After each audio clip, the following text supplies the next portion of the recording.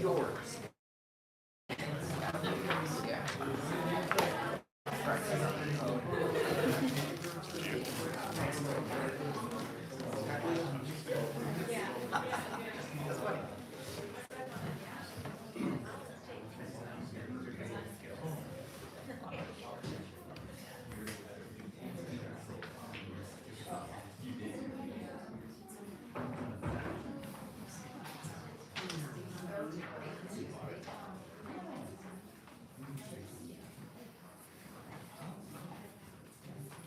All right, well, I think we'll go ahead and get started. Good evening, everyone. It's great to see you. My name is Rick Ferguson. I'm the artistic director here at the Musical Offering. This idea of electro performance, actually, we started to do last year. And we focused on the music of American composer Florence Price. And it was so much fun just delving in to personalities and relationships and music and why we get the music and all of these kinds of elements that go into the creation of music. I thought that maybe I would try to do something completely different, and boy, do we have completely different. So I first ran across the music of Galina Ivanovna Ustvolskaya. Say that 3 times. When I was doing a little research into the music of her teacher, Dmitri Shostakovich. And Galina was the only female composition student of Shostakovich at the St. Petersburg Conservatory in 1939. So essentially his only pre-World War II female composition student. And if you compare their dates, they're actually only about 13 years apart. But in terms of a generational divide, they couldn't be further apart in certain ways. So in big historical terms, specific to like the evolution, the lifespan of Soviet Russia, they served two very different purposes. You know, when Shostakovich was especially a young composer, he was very interested in the idea of trying to take advantage of what was seen as a period of hopefulness, of renewal, coming out of the October Revolution. And a big part of that was trying to create a sense of new and renewed identity culturally. And as far as music was concerned, Shostakovich always felt that it was the duty of any artist to try to raise all boats, to support other composers, to support poets, writers, artists, and sort of all work together with each other to raise the overall level of creative work in Russia. And then, of course, as we go through the lifespan of the Soviet system, that begins to take a huge detour, especially after the Second World War. And whereas Shostakovich really, I think, embodied a lot of the initial hope that was inherent in Soviet Russian music, after the October Revolution, Galina did something very different. She essentially chronicled the decline, sort of the falling apart, not only of the Soviet system, but of Soviet society. So, you know, this is something of a hyperbolic title, Composer for the End of Days, but I actually found that very much to be the case. Because, you know, she really, I think, saw her role primarily not only as a creative being, and in some ways an agent of cultural change, but also to try to find some way to narrate the disintegration of Soviet Russian society, right? And really starting in the mid-1960s or so, you know, her composition style underwent a fairly significant change because she saw that her role was undergoing a change. It wasn't just serving as a composer, it was serving as a chronicler. And she really saw herself as trying to find some way to describe and narrate sort of the disintegration of the world, because, you know, to a lot of Soviet Russians at that time, it was the end of the world, you know, where everything was literally falling apart and they had no idea what was going to be happening afterwards, right? And so one of the things in music specifically that's always fascinated me is this relationship between the composer serving as the mirror of a culture, right? And sort of mirroring back what's going on, but also at various times serving as an instigator of social change. And that also happens. And I found that both of these things tend to be somewhat true of Galina. You notice I'm not saying Ustvolskaya a lot, because Galina's a lot easier to do. So, you know, this first bit of information here really talks a little bit about that. And, you know, as far as how both Shostakovich and then Galina existed within society, they were making specific choices. Shostakovich was making choices that then would eventually allow him to be much more of an authoritative figure in Soviet society.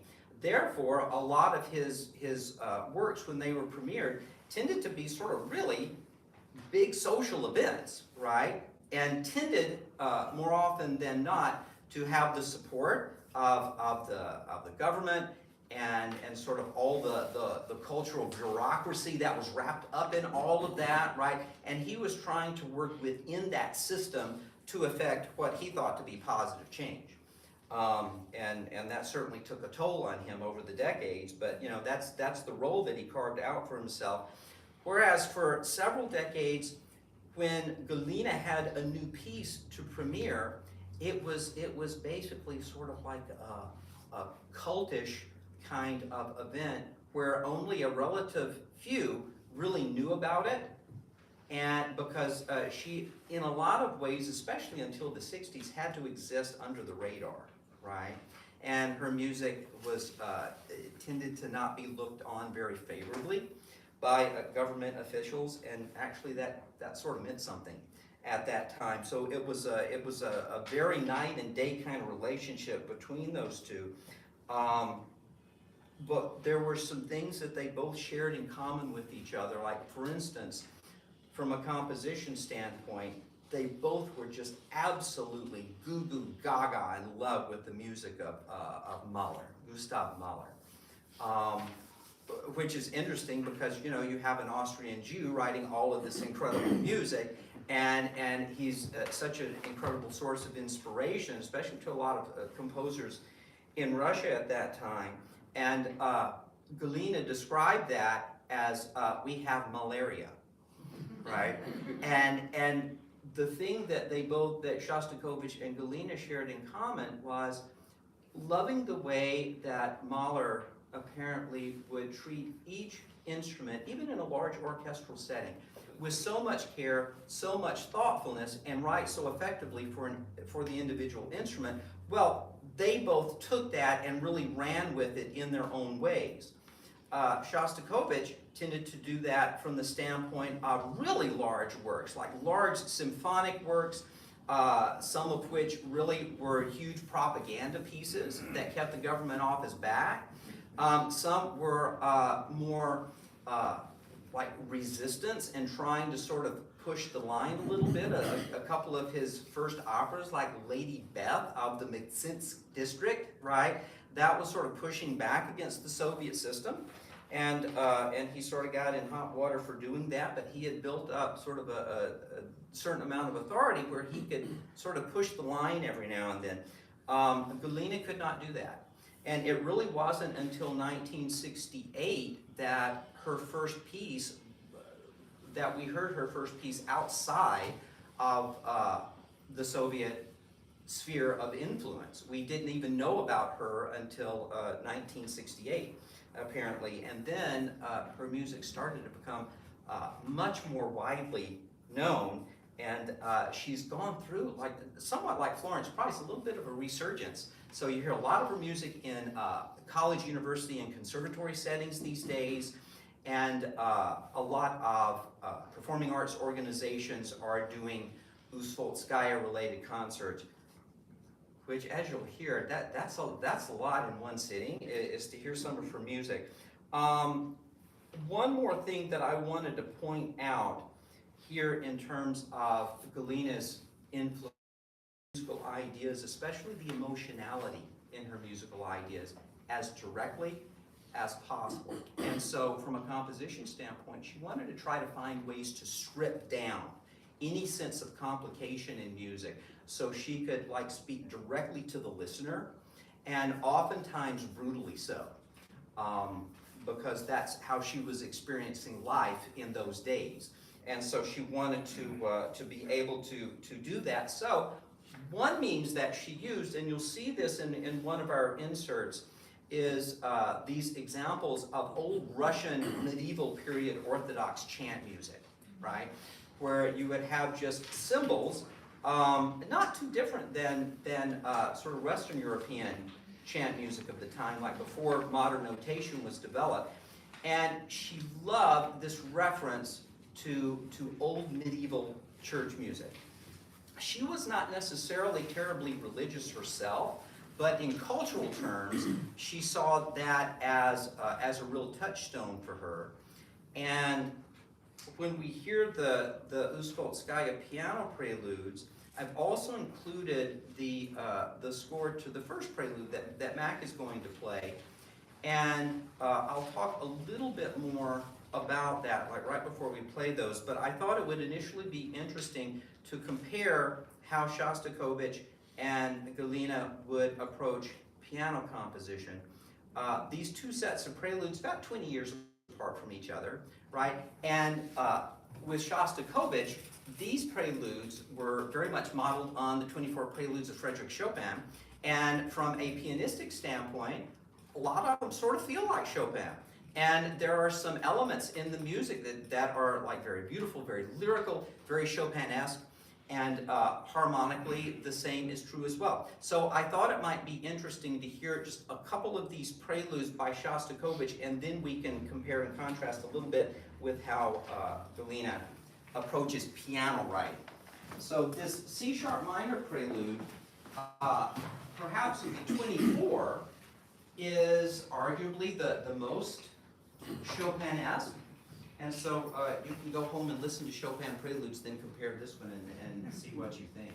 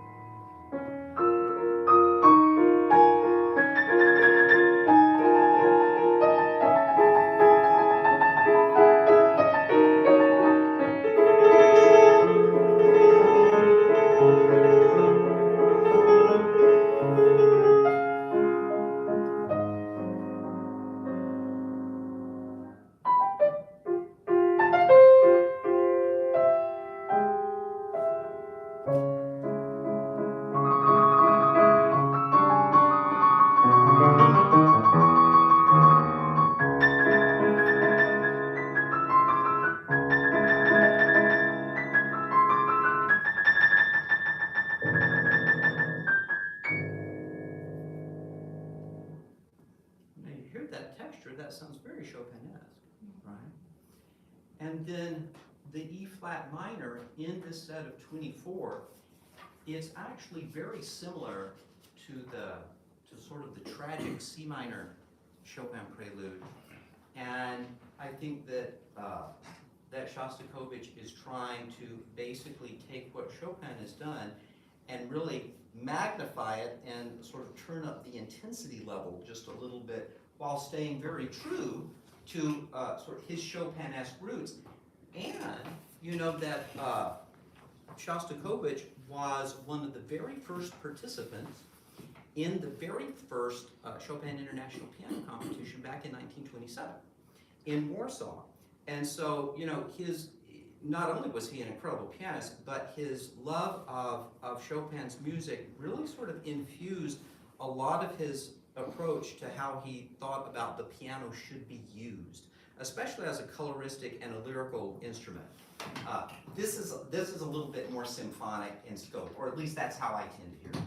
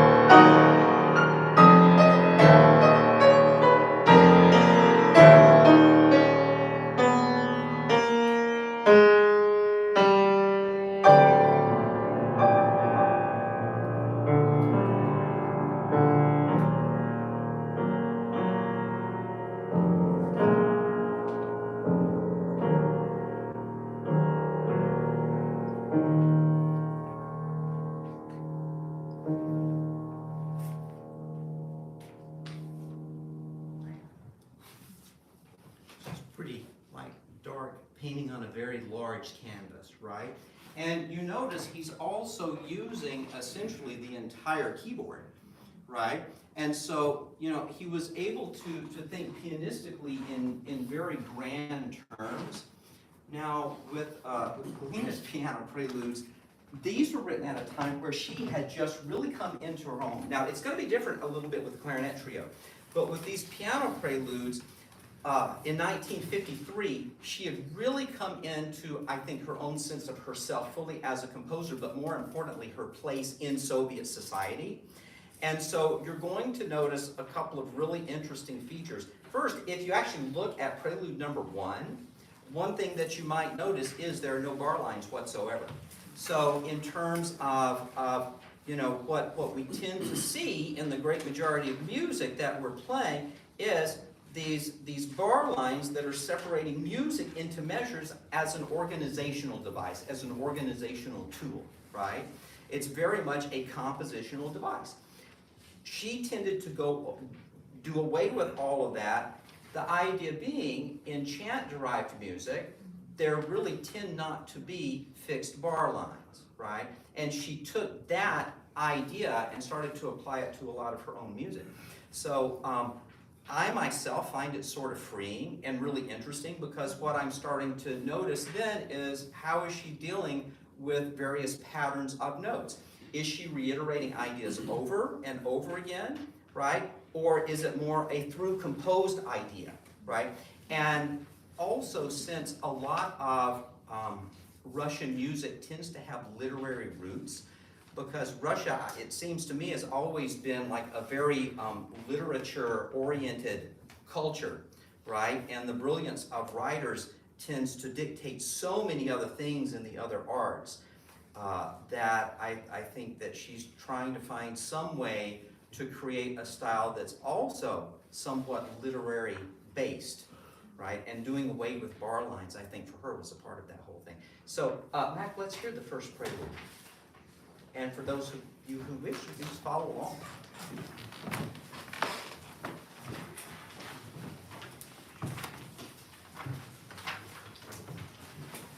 Mac, would you just play those first three notes? Play those first three notes. three-note motive sort of wins its way throughout the entire prelude, but what she's trying to do is to either make it very clear that it's being reiterated or hide it within something else, right? And so as far as something that would actually help the piece hold together cohesively, that three-note motive is the motive that sort of helps her do that. So she's based this entire piece on that three-note motive.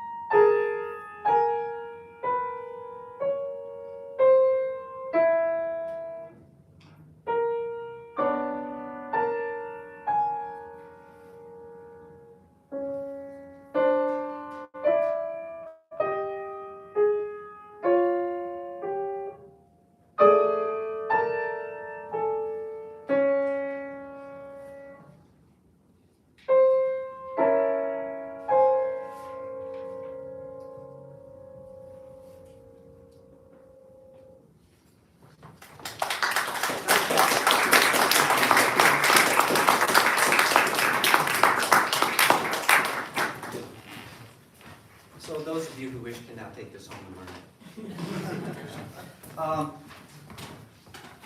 Some of the things that I hear is, this idea of absence of bar lines. What I'm literally hearing within the music is almost an attempt to create a sense of timelessness and a sense of perhaps suspended animation. Now, this next prelude is not going to be that. It's going to be a very different kind of thing. And part of her composition style, especially where the piano is concerned, is there is a certain element of brutality and real sort of intense physicality in some of her writing, especially as time goes on and we start to get closer and closer to the dissolution of the Soviet state. That trait tends to intensify. So one of the aspects that she's working with, and you'll hear this in the third movement of the clarinet trio as well, tends to be this idea of clustered sounds. And so it's exactly what it sounds like. You could have a cluster that consists of like notes that are very close together, something like that, or you can sort of spread them apart, and do something like that. But it always tends to have a relatively high degree of dissonance associated with it, right? And so there's an element of visceral physicality that she brings to a lot of her music, but then also sometimes sudden shifts completely to the opposite. So I think there's a little bit of a teasing element in some of her music and an unpredictability in some of her music, even these short pieces.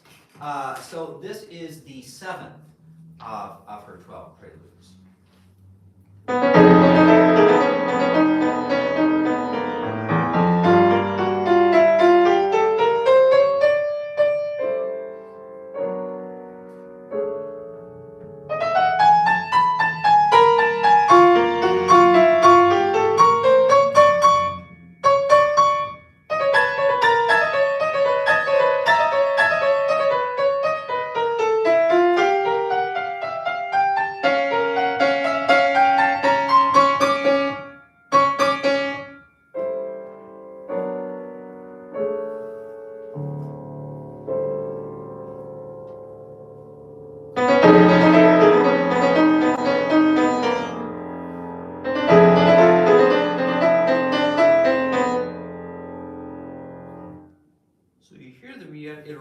same idea, right, at the beginning and at the end, but we're also getting like alternations of these kinds of sounds almost as exclamatory sudden interjections, and then all of a sudden we're in Ustvolskaya Nirvana, right? But it's very short and it doesn't last. And so, you know, I think she loves to play with the listener. Now, as far as the performer, that little quote that I have on the first page of notes, by doing this, I'm breaking one of the main Ustvolskaya tenets. Don't analyze my music. just listen to my music.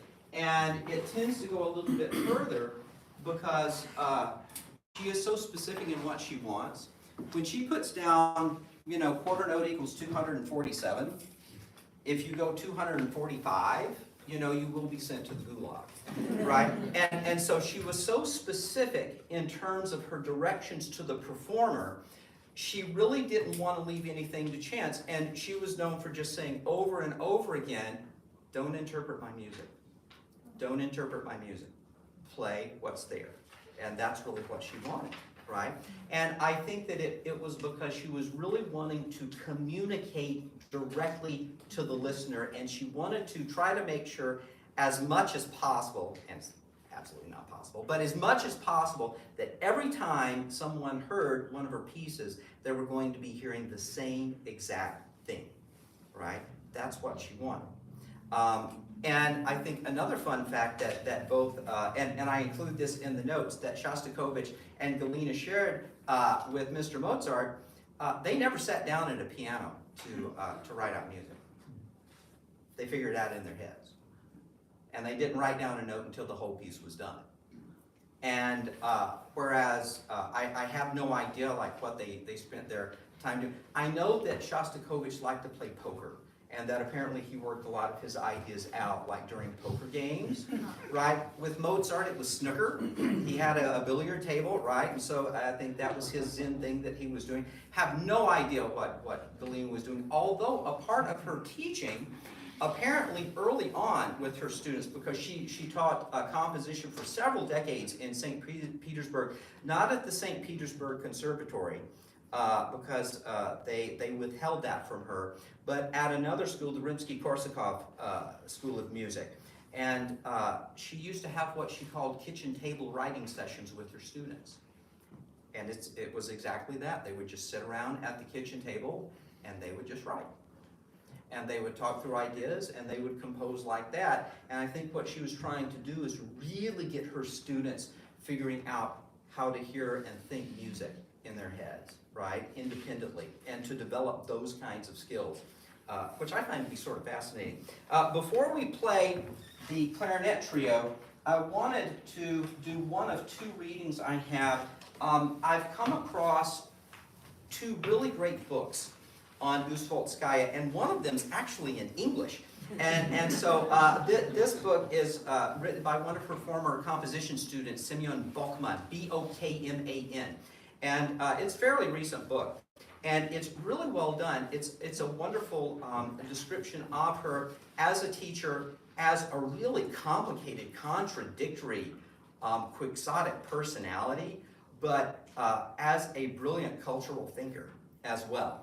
And just his take on culture at that time, and especially during like that period, right, the 10 years leading up to 1989, 1990, and then the 10 years after, and what was going on in Russian society during that whole period. I found it to be really great. So this is a little bit, one of two readings from this particular book. The title of the book is Variations on the Theme Galina. In her, I want to do the other one first. I want to say that one last. I want to tease. All right. Yeah, and this has to do with what we're talking about, her style forming in the early to mid-50s. Ustvolskaya had formed her style already in the 50s. At that time in the Soviet Union, not only was her style unacceptable on an aesthetic level, it could have been seen as criminal and treasonous by the state. That predetermined her spiritual isolation and financial troubles. In boldness, she surpasses many of the innovative works of Western composers. I actually find this to be really interesting. Her music substantially differs from the music of the avant-garde. Avant-garde music is a sensation not because of what it is, but because of how it is made.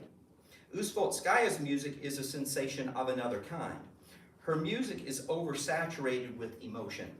She breaks aesthetic taboos no one has yet dared to break, and allows emotion into her music that no one before her has dared to reveal. This is her philosophy, and it is clear by her compositions from the first piano sonata to the Fifth Symphony. But her music is not only that of frightful emotions. It is an attempt to more fully understand the world, a world that includes apparent forms and habitual feelings, but also something invisible, intangible, and unexplainable, which is equally important to life. And I think that's pretty spot on, at least from what I've heard of her music so far. So let's get set up for the clarinet trio. I know it's interesting, isn't it?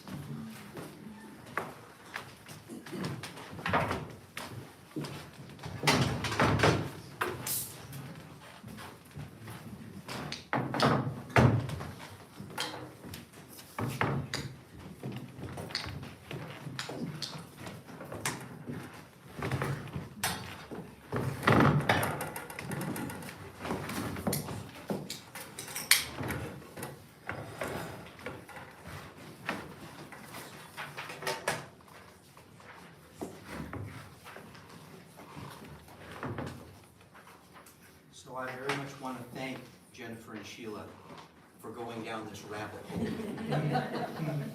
And this is great. But before we tune, notice this is a 1949 composition. And one of the things you might notice is a really interesting combination between some beautiful lyrical writing, such expressive melodic writing, especially in clarinet and the violin. But then also, you know, there are these moments, especially in the third movement, where you start to hear some of these later elements of brutality that begin to like win their way as we get closer to the end of the piece, right? So this for me is an in-between piece of music with some of what she was wanting to do and what she brought directly from her work with Shostakovich early on into like full Galina-dom, right? And so it's a fascinating work for me.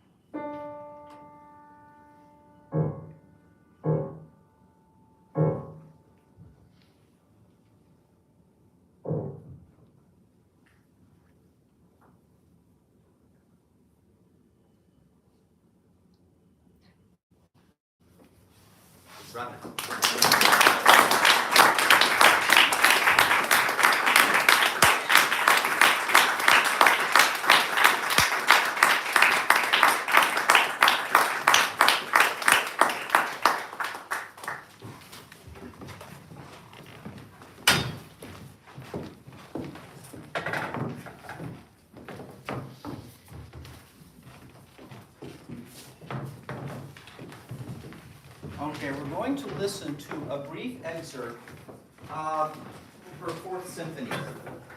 Let me provide a little context.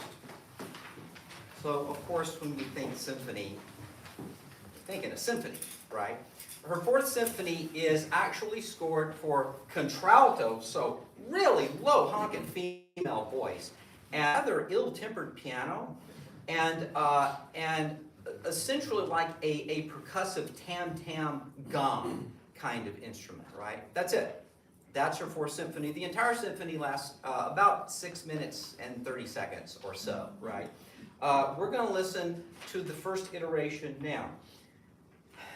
There was this interesting, and I think it became more so as Galina sort of went through this apocalyptic phase as we approach the ending of the Soviet system, and she really saw herself as like drawing on specifically the book of Revelations in the Bible, and she would take text from the book of Revelations, and especially in her Third and Fourth Symphonies, that would be the entire body of the symphony, just sort of the reiteration of this same text. And she was just in love with this 12th century Benedictine paralyzed German monk, Hermannus Contractus. He actually was apparently an incredibly brilliant person. He wrote books on science, on math, on astronomy, on music. He is credited with composing some of the very first Germanic hymns that are still in use today. And he also wrote a lot of poetry. And so basically for her third and fourth symphony, she used the same text by Hermanus, Almighty true God, Father of eternal life, inspiration, creator of the world, save us. And she would repeat, save us, over and over and over again. And if you think about, what was going on at that time, sort of makes sense. So you're going to hear, I think, a really good example of this apocalyptic music that she was writing, sort of at the end of her span of composition. So, Michelle, hit it.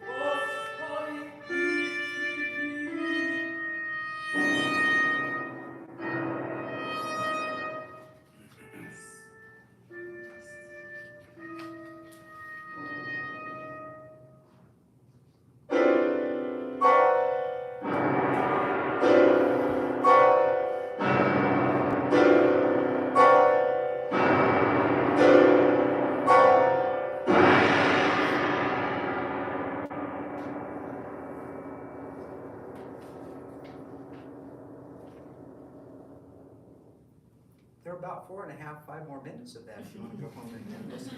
If you think in terms of, because this was written in sort of the mid-ish 1980s, if you think about the threat of nuclear war at that time, right, then this music makes a ton of sense. Especially as a pianist, because you're creating nuclear holocaust on your instrument, right? And so, I'm utterly fascinated by her ability to translate these things into musical sounds. And of course, we can have all kinds of interesting fistfights about musical sounds, right? A couple of, I think, salient points here is that, really like moving like through the Brezhnev era, like through the 70s and moving, toward the whole Reagan thing, church attendance tended to have nothing whatsoever to do with being religious in the Soviet Union. If you went to church, you were protesting just by going to church. And of course, there were people there who were taking note of who was at church, and you would probably be receiving a visit from some nice government official or asking why you were at church. And so, this was not lost on Galina, and she actually ended up getting the nickname in Russian society and then everywhere else thereafter, the lady with the hammer. And that had to do with her often like percussive use of the piano, right? But she actually ended up creating her own percussion instrument, which was essentially a percussion coffin. And it was an instrument. Now, you know, just like in performances, she would specify exactly what she wanted in the music for the performer to see and play or sing.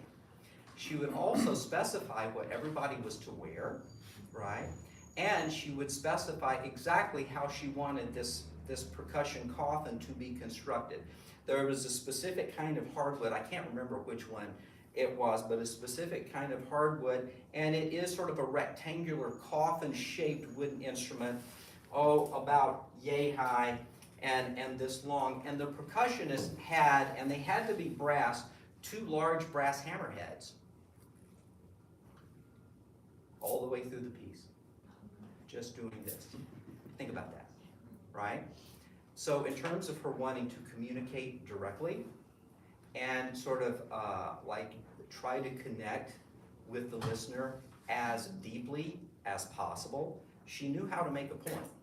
And so, you know, in this first reading, I think Galina being unabashed in terms of like trying to go to places where other people, composers, were not comfortable going. I think she loved going there.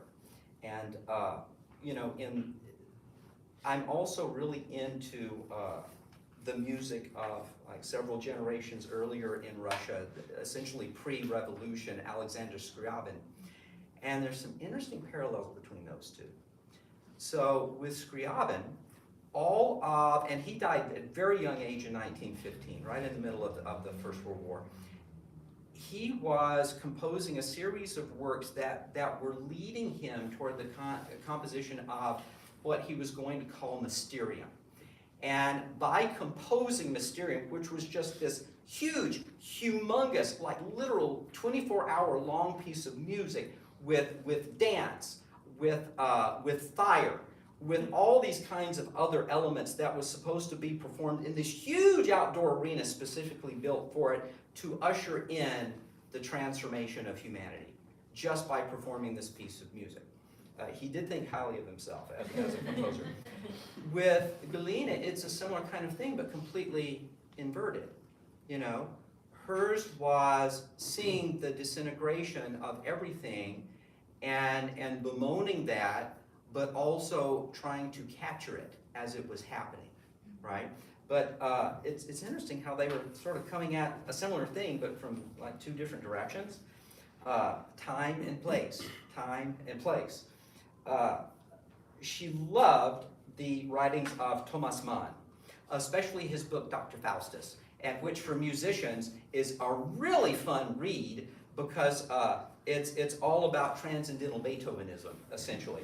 But this is a quote from this book that apparently was her favorite quote: "Art that joins the folk, that makes the needs of the crowd, of the average man, of small minds its own, will end in misery, and such needs will become a duty for the sake of the state, perhaps, to allow on the kind of art that the average man understands is the worst small-mindedness and the murder of mind and spirit."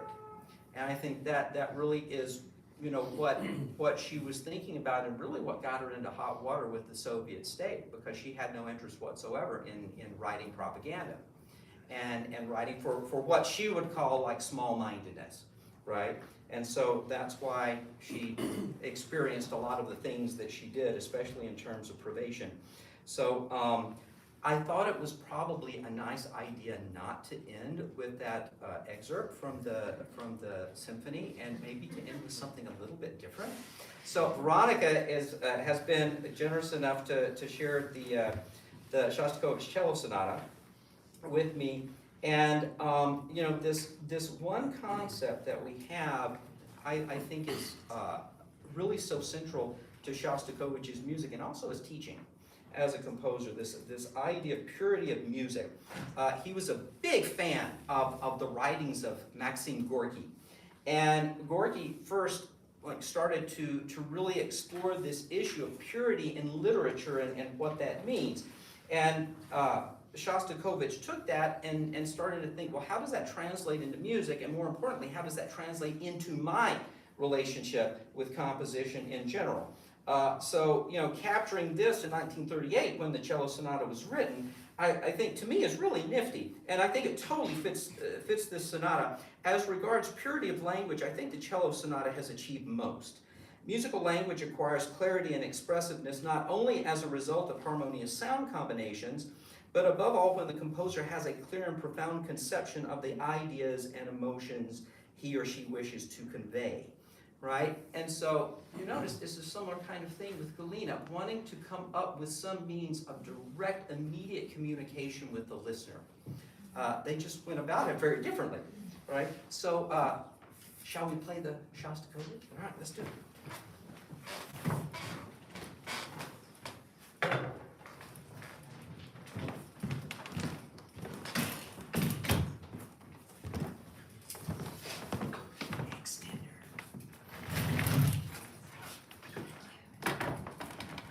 Is Rob here?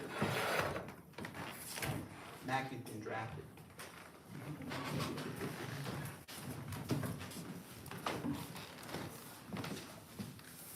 It's an easy turn.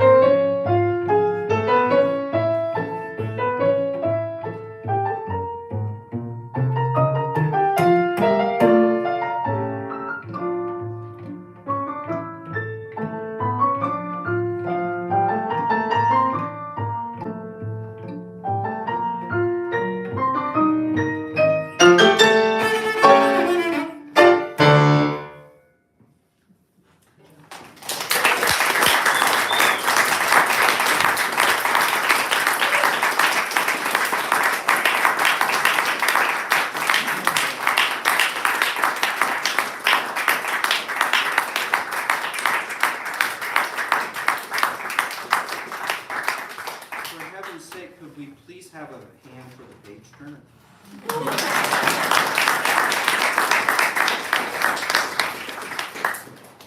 So I want to leave you with one more reading from Mr. Baldwin's book. And I actually just love this. I love this reading, and I hope that you'll be able to take something from it. Ustvolskaya is unique, first of all, in her inner spiritual knowledge, and as a consequence, in her belief that the spiritual world is a key to everything else. She is indifferent to material benefits, although very often she's had to suffer for lack of means. She is indifferent to fame, although the public's lack of understanding has hurt her.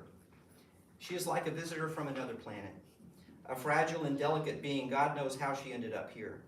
She is not amazed but terrified by our world. Her music is a frightening world in its incomprehensibility. There is no harmony in that world, but there's no harmony within her either. She feels the loss of meaning in those lofty words, truth, serenity, and eternity. She longs to cross the threshold of mystery beyond which is hidden their true meaning. She yearns for a high spiritual ideal that is incompatible with the real world.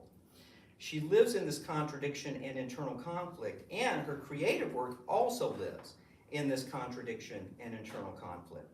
Actually, there's no longer any conflict. The darkness is thickening. And the dramatic effect is not in the opposing poles, but in this thickening darkness. Does it mean that darkness has triumphed over light? Is evil stronger than good? Does death defeat life? And is there no hope? What is the meaning of life? Ustvolskaya answers this question with her life, creativity. Cool, right? So I hope you go and maybe explore, perhaps initially in small doses, Ustvolskaya's music. Does anybody have any questions? You got a study guide you can take with you. Which is pretty cool. Well, thank you so much for getting. Beth, you got a question? Yeah, I do. Did she always live in the Soviet Union? She did, and she always lived specifically in St. Petersburg. Okay. Her entire life, you know. Like So- even when it opened, she didn't. No, like the whole time, like through the siege and everything, Yeah. right? She was literally a creature of the city, and you know, as that quote states, you know, I mean, she could have sort of like ruled the roost, but she had no interest in that. Sort of interesting. Reminds me of me. Well, thank you guys for coming. Appreciate it. Thanks. Thank you. Please have one more hand for Jennifer, Sheila, Matt,